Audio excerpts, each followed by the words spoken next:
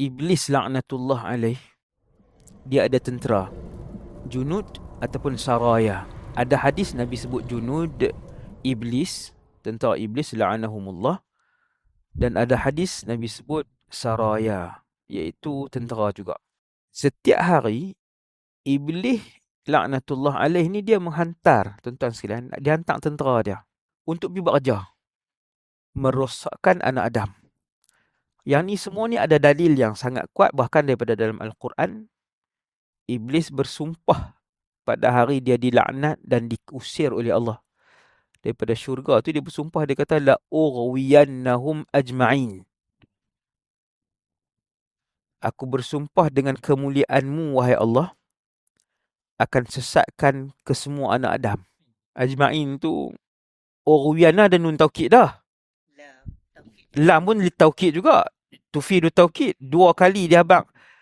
Kalau macam ni lah tuan-tuan yang tak mengaji bahasa Arab kan, iblis ni waktu dia sebut kat Allah Azza wa Jal untuk rosakkan anak Adam, dia kata aku akan pastikan.